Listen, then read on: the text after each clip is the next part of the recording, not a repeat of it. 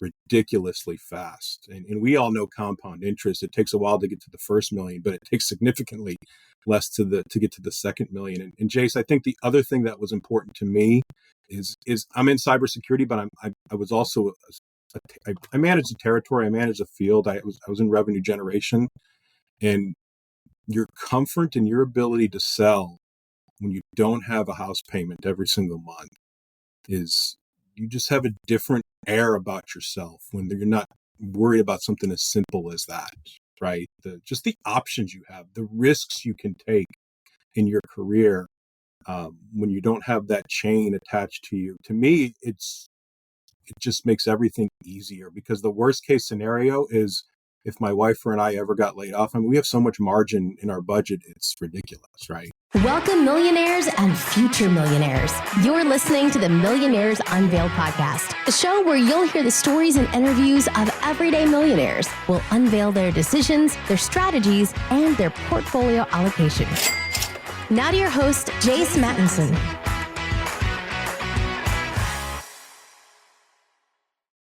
Welcome back to another episode of Millionaires Unveiled podcast. This is episode number 388.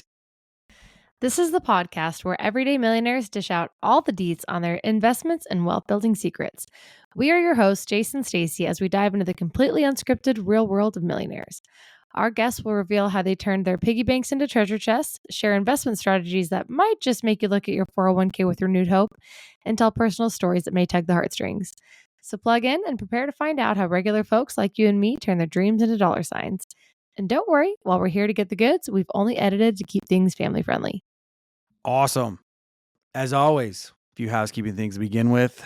We are always looking for new, great millionaire interviewees. If that's you and you'd like to be on the show, send us an email, millionairesunveiled@gmail.com.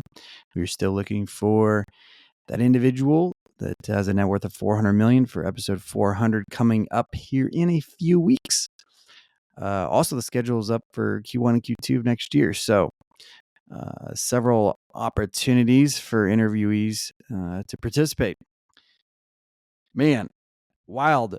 Bitcoin topped 105,000 over the weekend. We'll see where it stays, but it seems that we're having a little bit of a crypto surge. It'll be interesting to see what happens with portfolios. I know it's probably only been mentioned on, I don't know, maybe a few dozen episodes, but seems like it's becoming more of a staple. Could be part of this administration's agenda, but nonetheless, something to keep an eye on in the financial markets. I don't feel like we've had something this revolutionary, this game-changing in terms of portfolio investments, so to speak. Then by no means is this an endorsement or anything, but it is something to pay attention to, as well as what happens with interest rates and real estate and all asset values here coming into the end of the year. Today, we are pleased to sit down with Dennis. He's in his 40s, got a net worth of $2.3 million. A nice split between his retirement accounts, brokerage account, some home equity, and he's one of the very few guests we've had on the show that has a watch collection. He continues to buy watches at various marks in his career. And yeah, he drives a Kia Forte, but rocks a Rolex. So you're going to hear all about that and the details around his watch collection and why he started accumulating watches and how he thinks about watches from an investment standpoint or lack thereof. So going to be a great episode with Dennis. And without any further delay, let's get right into it with Dennis. Dennis, do you want to just give us a little about your background and what you're up to now? Hey, Jace. Well, thanks for having me on. So big fan of the show. Been listening for a number of years, right? So I'm in my mid-40s, based in the Midwest. I'm in cybersecurity, married, one son who'll be off to college next year, and just really enjoy this finance stuff. So looking forward to today's chat for sure.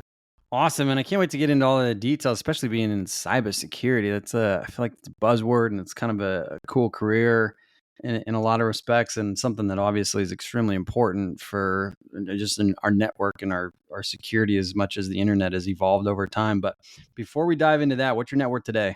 I am at just a shade under 2.3, 2.27. Nice. And how is that broken up?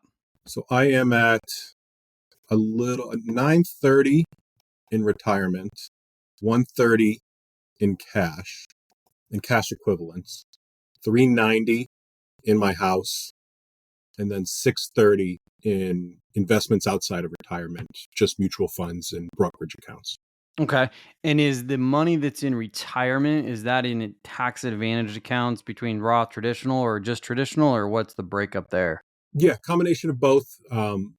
Mostly in Roth. A lot of the match obviously is in traditional, but my wife and I try to do exclusively Roth these days just because we have the ability to do so, right? Take the hit now versus later is kind of my thinking. Keep it simple. Yeah, let's talk about that for a second. So, in terms of kind of playing somewhat of the math game on that, are you projecting at this point in your career that your tax burden will continue to grow, your income will continue to grow over time, and even potentially in retirement? Is that the thought process, or is it more of just psychologically, hey, I pay this now and I never have to worry It, about it later? it's more psychologically, because I've been to meetups and fire meetups in town, and I have a lot of those conversations with folks, and for me, I just like simplicity. If I lose a little bit of the edges as it comes to just making my life simple in the future, that's kind of what I lean to. And when I started doing this, I just got used to investing in a Roth IRA and a Roth 401k, obviously a backdoor from that type of thing from an IRA perspective. But I've just always done the Roth 401k and just loaded it up and let it roll. And now the machine's just working. And I know, yes, could I probably have less in retirement and that type of thing? Probably. But I actually, for me, it's all about simplicity in the long haul. And if I'm paying a little more taxes now, well, it's fine, right, at the end of the day. And do you also contribute to a Roth outside of what you have at work? I do a Roth. My wife does a full Roth as well, and we do backdoors every year. So we do all those three. We And max how out long those have out. you done the backdoor or just a Roth contribution? Has that been for the majority of your career as well, or did that start later? Um, the Roth 401k started when I initially got into finance and that type of thing and learned about it. That's when I did it. And I probably started doing the Roth 401k 15 years ago, 10, 15 years ago. I don't know the exact thing from that perspective. I didn't start doing the Roth IRA until I actually started learning more about the investments and that type of thing. And that was probably 15 years ago, where I actually had a conversation with somebody that can help me with financial planning and brokerage. It was actually one of Ramsey's Smart Vestor Pros here in Columbus, Ohio. And that's when I started that process, when I got into that process and that system. And that was about 15 years ago is when I started doing that. Everything else, I don't have the numbers previous to when I started keeping track of it. Quite frankly, I was probably just doing enough for the match. I really didn't get the snowball rolling until about 15 years ago is when I really started paying attention to this and trying to invest a lot of money in retirement at that point in time. You started doing some of that, I guess, in your late 20s slash maybe early 30s then, Yes. which Yeah. is So pretty early considering most people probably don't even think about retirement at that age. and that's when my income started to kick up. And I really got into the software sales and the cybersecurity game from that standpoint. For my first 8 years of my career, I did some entry level type of sales role. I didn't really hit home runs in that. I honed my craft, but my income didn't really affect it from that standpoint. So that young family, kid in a house, there wasn't a lot of room to do a lot of extra investing at that point in time until I really started focusing in on this. And that's when I got into the Dave Ramsey stuff and started, following the baby steps and that type of thing, because I had an epiphany moment when I took a job where I was like, okay, I'm going to probably cross that 100K mark in income at that point in time. And I was like, why am I not getting ahead? And I had that epiphany moment where I'm like, why am I not getting ahead with my finances? Why am I still paycheck to paycheck at that point in time? And I kind of just stopped, blew everything I knew up about it, did a bunch of research, learned some things about the Ramsey program, and dove into that and really took a big bite of that apple, and that's what got my snowball rolling. No pun intended. Way back then. And did you have debt at that point too? Yes. So we paid off 85,000 in debt. Going back to what's going over 2013, 2014 was when we had about 85,000 in debt. Just normal consumer, right? Car payments, HELOC, credit cards. Nothing that was out of the ordinary. It just adds up over time. Yeah, absolutely. So the rest of the money, is your house paid off? You said you have quite a bit of equity in the home. Yeah, it's been paid off since 2017. Okay, so you became debt free completely in 2017. Yes, so we actually did a debt free scream on the Ramsey show back in 2015, and then 2 years later we actually paid off the house. Nice. And then you came over here to do your $1 million haul. I love it. You got it. Today's episode is brought to you by Connect Team. Connect Team is a mobile-first employee management app designed to help businesses with non-desk teams manage their entire business operations in just one click. Communicate, engage, retain, and train employees all in one place. Connect Team is a one-stop shop for all your business needs. You can run your business day-to-day smoothly using one app. Connect Team saves you hassle of using many different apps to run your business, and basically it frees time up to improve your bottom line or focus on your business growth. Designed specifically for frontline and non-desk teams. Mobile first in mind. It's easy to set up and easy to use. Employees don't have to be tech savvy and don't even need an email to use the app.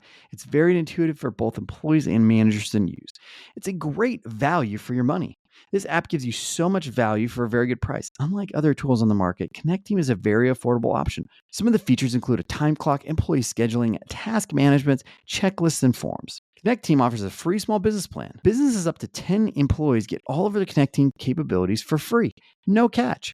Connect Team offers a 14-day trial with no credit card needed. Save time and money managing your team with Connect Team. Enjoy a 14-day free trial with no credit card needed. Open an account today at connectteam.com. Go to connectteam.com/unveiled to start your free trial to now. And thanks to Connect Team for sponsoring today's episode.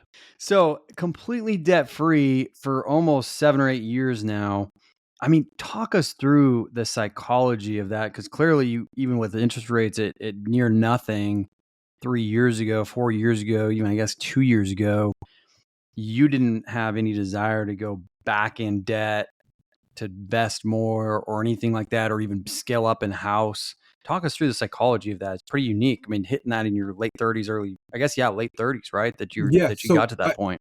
Yeah, it was two things, right? So we became debt free, and then I really started investing in retirement, and I really started investing in a brokerage account outside of retirement, commission checks, those type of things, bonuses, etc. And I told myself, when that amount got up to where we could just stroke a check and still have a decent emergency fund outside of that, I would stroke a check. And it kind of took 2 years for the numbers to play out. To your point, we were on a 15-year mortgage. Our interest rate was like 4 3/4 or something like that. So the math was fine, right? We were pretty comfortable. We didn't have a lot. Ultimately, when we paid off the house, we only owed $100,000 on it from that standpoint. But I think I was listening to one of the shows where he said, if you don't like it, you can always go get a mortgage again, right? If you truly hate it. And then what happened was, I told myself, if I did this, I would invest more than a mortgage payment every month into a brokerage account outside of retirement. So we're already maxing out retirements at that point in time. And I couldn't believe how fast the brokerage account built up from 2017 to 2019. Now, obviously, the market boomed at that point in time. We had some ups and downs, but as I'm tracking this stuff, I'm like, I built up $100,000 so quickly. It was like, it didn't even matter at that point in time. Right. And then it was off to the races. Then, once you're investing, the equivalent of $3,000-$4,000 a month into a brokerage account above and beyond your retirement, I mean, the wealth curve just spikes ridiculously fast. And we all know compound interest. It takes a while to get to the first million, but it takes significantly less to get to the second million. And Jace, I think the other thing that was important to me is I'm in cybersecurity, but I was also I managed a territory, I managed a field, I was in revenue generation, and your comfort and your ability to sell when you don't have a house payment every single month is you just have a different air about yourself when you're not worried about something as simple as that, right? Just the options you have, the risks you can take in your career when you don't have that chain attached to you. To me, it just makes everything easier, because the worst case scenario is if my wife and I ever got laid off. I mean, we have so much margin in our budget, it's ridiculous, right? If you were to rewind, is there anything that you kind of would have done differently in kind of your journey in the last 10 to 15 years in terms of certain steps you took or allocating funds here versus there? I I think because I know the math now, and I'm still might switch it over, right? I'm not so diehard on Roth versus traditional. I probably should have more in traditional. At the end of the day, I'm in a pretty decent tax bracket right now. The math just makes sense. In going through Roth conversions, 50 plus, 60 plus, and that type of thing, the math probably just makes more sense from that standpoint. If you told me something to do differently, that would probably be the number one thing I'd probably do. But I still don't think it changes the difference between having 2 million and 3 million and 5 million ultimately at retirement. I mean, we're splitting hairs at that point in time, right? We're just trying. Are we giving Uncle Sam more money now or later? Is the answer to the question. So Yeah, for sure. So, why haven't you gone and invested in other asset classes at this point, being debt free?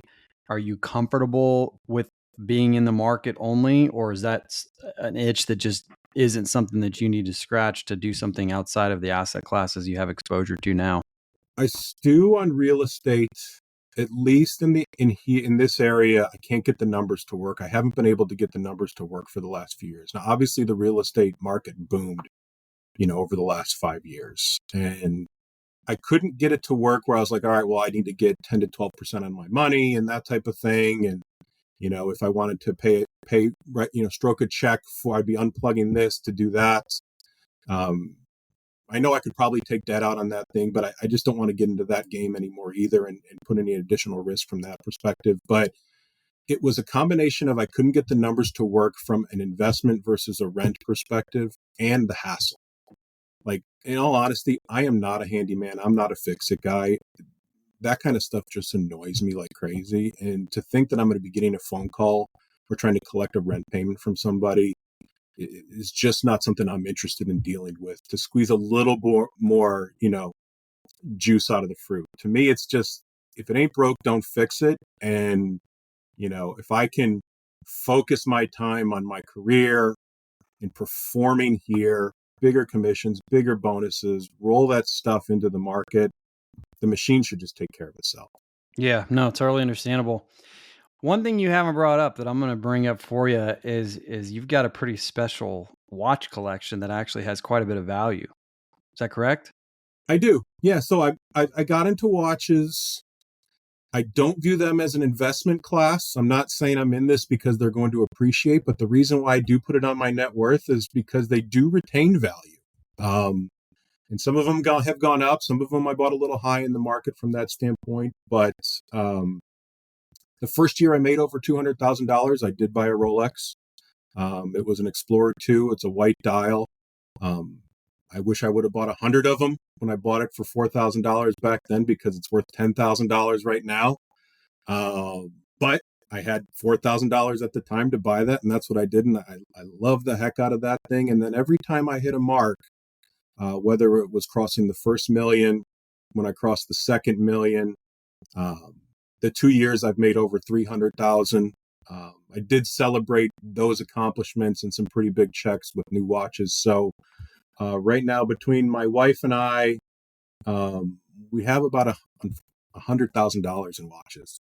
And you attach an event or something to each of these watches, it sounds like. Is that correct? Yes. So I know it's very difficult to spend $17,000 to $20,000 on a watch like this. It's even more difficult to ask your wife if you can go spend $17,000 to $20,000 on a wife on an annual basis. But, I think crossing 1 million justified something like that. I think crossing 2 million justified something a little bit better. And then the 2 years I did make over 300,000, I had monster checks come at the end of the year, and it was a percentage of those checks, right? So everybody was happy when that check came in. If we took $15,000 off of that and purchased a watch for me, it wasn't a big deal from that standpoint. But yes, I do apply moments to those. I view those as things that I can't wait to pass down to my son, my nieces and nephews, etc. They're fantastic timepieces. We all know they last forever, and they never go out of style. These things, they're just classic as can be. I'm not buying ones with a lot of, diamonds on them from that standpoint. They're just your very classic timepieces.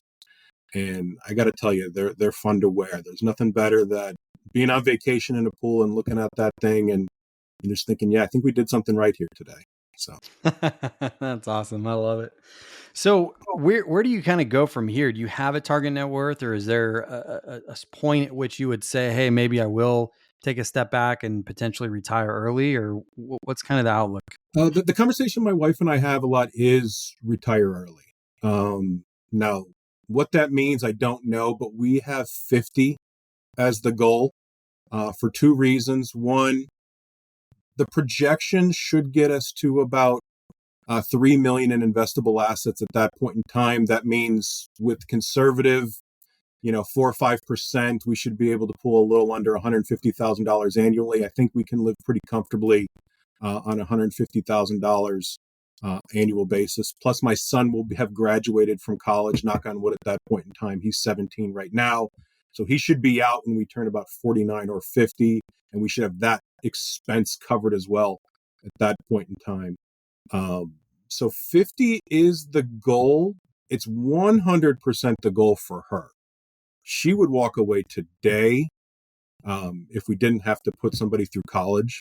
But I believe the second he walks across that stage at university, she will be looking to resign very shortly after that. Me, it probably just depends on where I'm at in my career. If my job allows me to travel still like it does today, if I'm still remote at that point in time.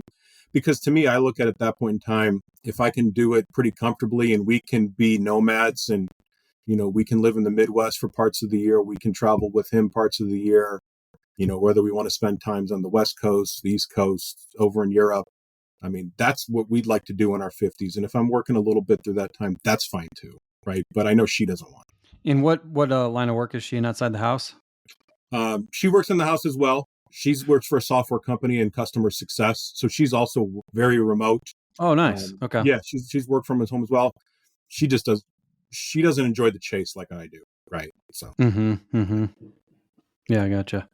Stace, name some business partners that have really got it done. Procter & Gamble. Ben & Jerry. Supply and demand. Salt and pepper. Peanut butter and jelly. What about the perfect partners when it comes to growing your business? That's Shopify. That's right. That's you and Shopify. Shopify is the global commerce platform that helps you sell at every stage of your business.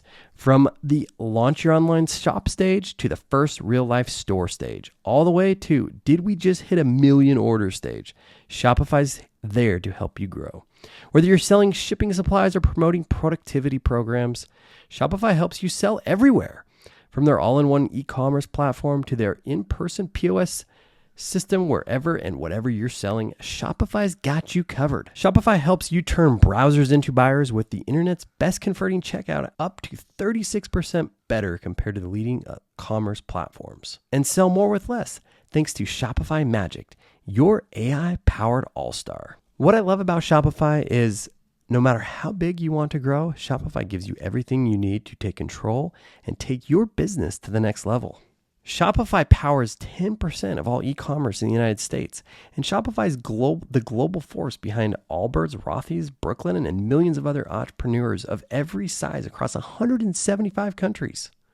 Sign up for a $1 per month trial period at shopify.com/unveiled, all lowercase. Go to shopify.com/unveiled now to grow your business, no matter what stage you're in. That's shopify.com/unveiled. And thanks again to Shopify for supporting today's episode. Well, that's cool. So a few years down the road, I mean, you got retirement in kind of in the forefront of your mind a little bit. When did that conversation start to take place that was possible for you to get to that point? I think when we crossed the first million was when we really started dreaming a little and said, like, because I'm a math nerd at heart, that's why that Roth versus traditional kills me from time to time when I think about it. Like, I'm truly a math nerd at heart. But when you get to the first million, I think you start dreaming a little bit, especially here in the Midwest, right, where cost of living isn't outrageous, from that standpoint. You can, $150,000 is a very reasonable amount of money to live on, conservatively. So that's when we started dreaming and saying, is this possible? Is there a time horizon here?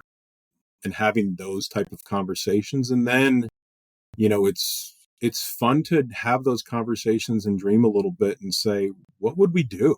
Like, when your kids start to be 16 and 17 and they're not home all the time and it's just the two of you, right? Now you got to think, what do we want to do as our encore life?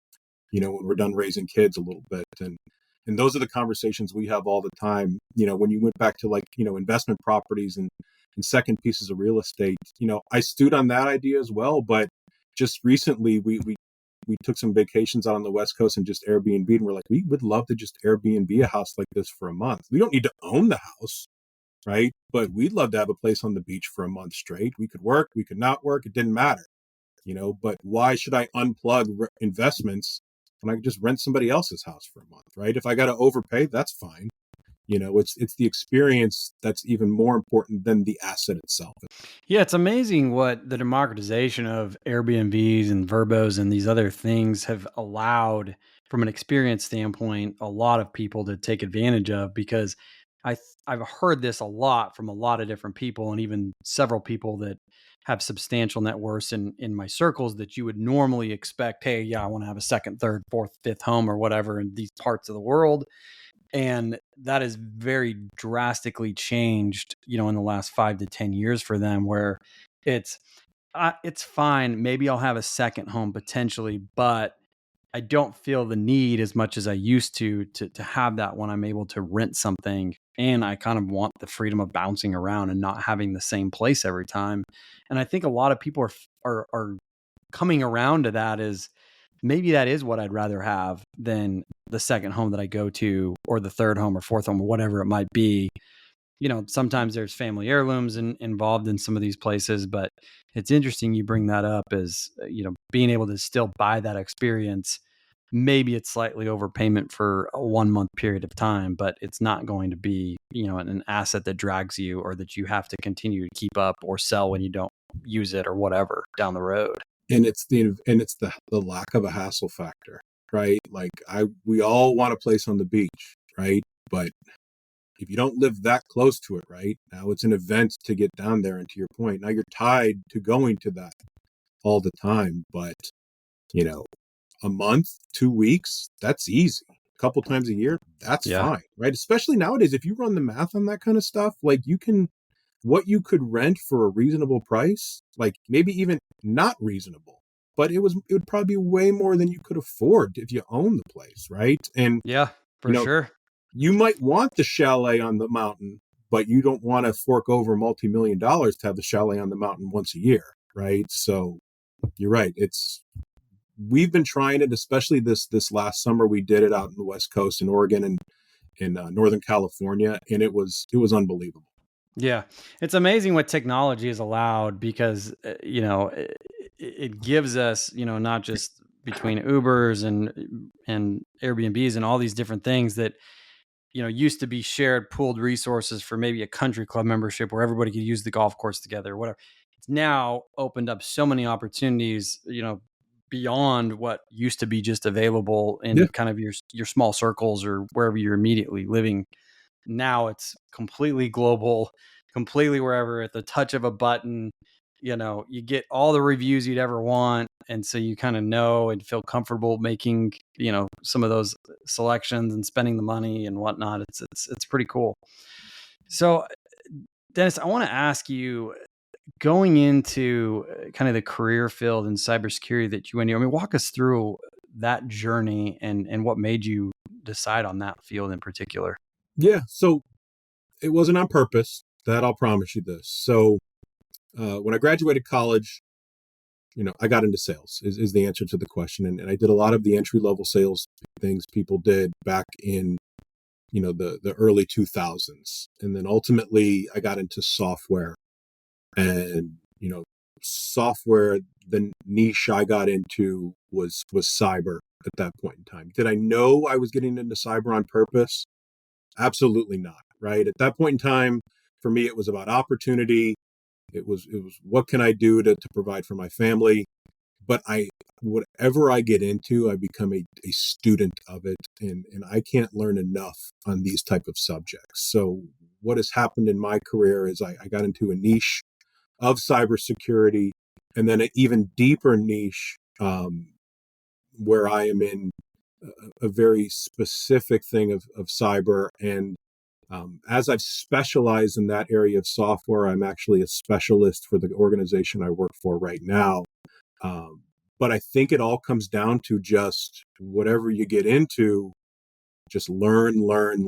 Like, I'm not a cybersecurity practitioner by trade, but after being in 15 years in the business, if you want to learn stuff, you can take advantage of it. And I thank all the smart people that helped me, learn this type of stuff. A lot of the stuff I recite today, somebody else told that story to me 10 years ago, and I've just taken it and made it my own from that point in time. It doesn't mean it's not accurate. It's 100% accurate. It's 100% true. But it's been just something that it's a labor of love, because as the world changes from on-premise to cloud and, software to software as a service, it's been an exciting ride, but, this is just the world that you have to keep learning from that kind of standpoint. And that's what makes it fun. That's really why I'm not running away from, when I say I'm running retired 50, it's not because I'm running away from this. I love the day-to-day of it from that standpoint, right? It's just, what do you want to do with the back half of your life? That's all. Yeah. When did you start developing kind of an interest in personal finance? Was it something that happened inside of work or at the career that you were in at the time, or did that just start to develop over time No, as your income it grew? was 100% Dave Ramsey. So I had a moment with my wife, like I said, where I was making good money, she was making good money, and we were just not ahead.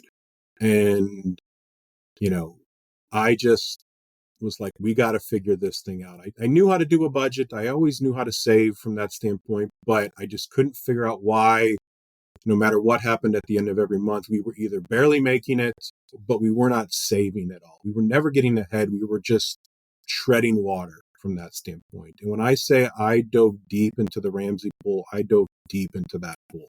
Like I told you, I did a debt-free screen from that standpoint, but Gazelle was an understatement for me. It was to the penny. I knew what I was paying off every single month. And I consumed those podcasts, those books, obviously other podcasts like this one consistently. Just like I told you, I became a student of cyber. I became a student of this, and it just became fun to learn and learn why. And that was the spark that started the whole thing, was that little bit, and the idea that the traction allowed us to gain momentum. Like I said, we paid off that debt inside of 8-9 months, 80,000 in 8-9 months. Like, it wasn't insignificant from that standpoint. It was a snowball that rolled over real quick. And it was just exciting to put, 8,000 on a check and then 15,000 on debt when I got some commissions and that type of thing. So just that momentum was just unbelievable exciting. And the amount of, room we got and the wins we got, just allowed this, the fire to burn in me consistently. And then, like anything else, the internet and podcasts make it easy to learn. But when you like to learn, it's easy to learn. You know what I mean? When you got, call it Gazelle Intense, did you change anything else inside of your investment journey, or was it more so just taking that discretionary spend and putting that towards the debt and cutting I some didn't of those have things out of your life? investments at that point in time. Nothing. Like maybe I was doing 4 or 5% in my 401k. So, did I turn that off? I don't think I did. If I think about it, I don't think I did turn it off, but it was more or less the budget was locked, right? The extra spending was gone. What were you spending on? Do you remember? It was, Like, what was the discretionary extras going to? It was truly, we had a HELOC for a basement remodel. We had 2 car payments that were probably a little higher than we should have had. I was just starting to make money. So we were digging out from something that when I wasn't making as much money before, I was working a second job at that point in time, on the weekends to make extra money. All of that money went to the debt as well, right? So there wasn't a lot of discretionary. It was just, there was no discretionary at that point in time. We weren't going out to eat at all for those 9 months. We weren't going on vacation at all. Like, that was not an option at that point in time because we knew it would be over quickly. Like I told you, I'm a math nerd. I was running the numbers consistently, knowing exactly when we'd get there, right? So, yes, sometimes my wife and I would fight about those type of things, but there was a means to an end, right? And you suck it up for a little bit of time. And my son was young, so it wasn't like, he was losing out on anything. He was probably 4 or 5 years old at that point in time. It wasn't a big deal for him. Wow. Well, let's wrap up with some rapid fire questions. What's the most expensive pair of shoes or pants that you purchased? I have a few sneakers that are $400. I got on the secondhand market. Some Adidas Yeezy sneakers. Those are probably the most expensive ones we got at New York. What about the most expensive meal out? I have 2 unbelievable meal stories that I tell everybody. One, we went to Scotland last summer. We ate at a Michelin star restaurant kitchen. Probably the best meal I've ever had. That was about $1,000. And then we celebrated my grandmother's birthday in Las Vegas one year. It was 6 of us. I picked up the tab. That was about $1,200. That was at a beautiful steakhouse in the MGM Grand. So those were up there, but I would do those again in about 2 seconds. It's funny you remember those ones. That's why I asked this question, because you're spending $1,000 on a meal. You probably forget the ones that were $100 to $200, but those ones that were $1,000 and that good, you tell those stories to everybody, huh? And I think I knew what I was walking into, and it could have been 2,000. It wouldn't have mattered. It would have been worth it. Yeah, that's awesome. What about the most expensive trip or experience vacation? Just recently, the most recent vacation we went on a 2-week vacation out on the West Coast. But the most expensive portion of that vacation is, I'm a golfer. My son's a golfer. We did play Pebble Beach when we were out there in Monterey. And if anybody's looked at what it costs to play Pebble Beach these days, first you got to stay at least 3 nights at the hotel to be able to book in advance. But it's $850 per person per round out there. So that was up there. That place is I feel like the inflation there has gone bonkers, because it used to be somewhat reasonable for golf courses, but now it's another I thought I was level. getting a deal when I played Spyglass for $650. Let's put it that way. Exactly. Still not a deal, but yeah. Like I said, my son's 17. He'll be off to college next year. We knew we had him for 1 more year, and it was unreal. It's a great experience. Yeah, that's awesome. What's still on the bucket list or an experience yet to come still? It's a good question. So now that we've done a couple of golf trips, we did Scotland, we did this. It seems to be a nice theme in the house. So there's a couple of places we'd like to play. We'd like to go back over to Scotland and Ireland to play some of those courses over there. There's some still great ones here in the States to play as well. But I know my wife and I do want to go spend more time in Europe. I'm Polish. I'd love to go spend a month over in Poland and just taking the sights over there, right? So I think, to me, those type of things, it's spending a long time in one place as opposed is what I really want to do here once we become empty nesters, versus that big event, right? Something like a Pebble.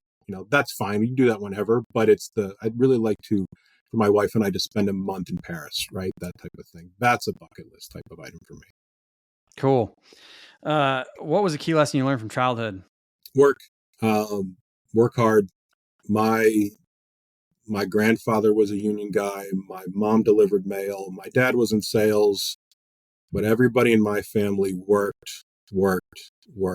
And, I may not be the smartest guy out there. I think I do okay from that standpoint, but I know it'll be very few people that'll outwork me from that standpoint. I know I'll put the hours in I need to. So say what you will. I try to tell my son that you can make a few mistakes, but if you're working your butt off, things will usually work. That's cool. I'm guessing that when you got Gazelle Intense, you cut up credit cards. Is that true? Still no credit cards? Still no credit cards. Okay. What's the dumbest thing you've ever wasted money on? Probably the dumbest thing I've ever done with money. I did try to invest in some individual stocks at one point in time. I had Under Armour and Apple, and I kept Under Armour and I sold Apple. And that's probably about a $10,000 mistake from a profit perspective, because Apple obviously skyrocketed after that. And Under Armour is in the tank right now. I held on to the Under Armour stock as a reminder not to do that again. So I'm going to the grave with that one, but that was a pretty expensive lesson. But it makes me stay out of that day-to-day stock type of stuff. I just stick to the plan and it works, right? Cost you a Rolex, huh? Yeah, you're right. Okay. What's the most expensive car that you've ever purchased? Not big car people over here. You mentioned that at the beginning. So, we've lived in this house for 20 years. We have not upgraded our house in 20 years. Probably the most expensive car I bought my wife, a Land Rover Discovery Sport, not expensive, $25,000. She's had it for a while. Cars are just not a thing for me. It's you invest in the things you want to invest in and cut where you want to cut. And not having a massive house and not having super nice cars were probably two of the best decisions we've made, because it's just not weighing us down from that standpoint. And it's just not a thing that's that important to us. What are your cars worth now? Just curious. I have an old BMW that's probably worth $10,000, and my wife's car is probably worth $4,000. She's going to be due for a new one. I'm not so short-sighted to think that she doesn't deserve a new one. That is coming, but we're going to squeeze every last thing we can out of that one. She'll probably upgrade to something that's really, really nice. Don't get me wrong, but that's fine. If I can buy a few watches here and there, she can get a car when she's ready for it. From that standpoint, she's been patient enough. But for the amount of wealth we have, our cars are probably very, very small. So not crazy on the car value, but nice cars, dependable at least for the most part. Yeah, right. Yeah, exactly.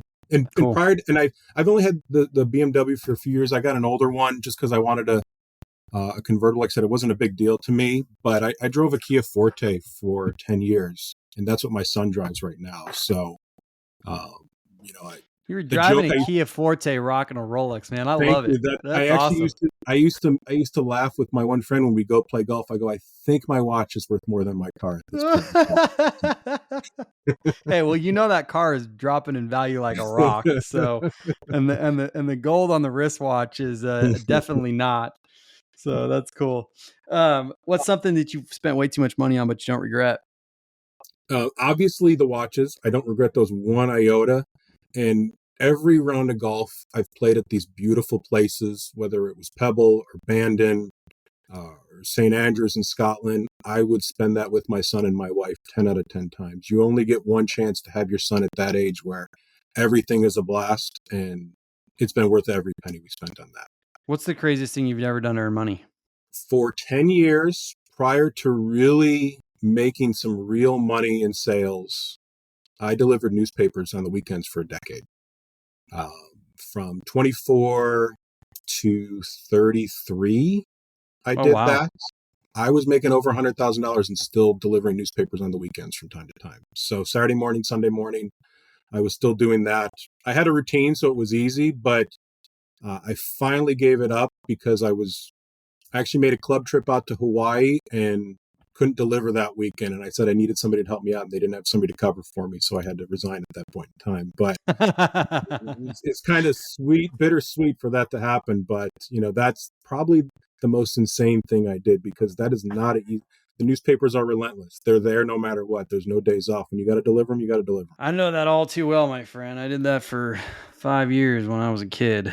And 13 to 18. I know that was no joke. So I can feel the daily grind of newspaper delivery. That's why I only did it on the weekends, because the week would have killed me, right? But they needed extra people on the weekends. So yeah. 4:30 is no joke for 5 years straight. What's even more crazy is my dad helped me, and then he helped my brother for 5 years after me. So God love him. Yeah, no kidding. Any last words of advice for somebody who's just starting out on their journey? I would say invest a little and invest often. To me, that's the biggest thing. Everybody worries about, percentages, yields, fees, that type of thing. The math works out that if you just invest, you can't help but not become wealthy, right? Especially if you're early in your journey. Flex that muscle, put something in there. Try to put a little more every year, and just be consistent. And consistency is what wins at this game. We can all hit a home run eventually in something, but if you have this just in the background, just piling upon itself, there's no better year that first year when your investments out earn you. That is, I think everybody that listens to this show will get that. They're like, I worked my butt off this year, but they worked harder than me, right? That's the best thing. And it starts with a few dollars, right? And it just gets going from there. So invest early, invest often, and just be consistent. Awesome. That's Dennis with a net worth of $2.3 million. Thanks for coming to the show today. Thanks, Jason.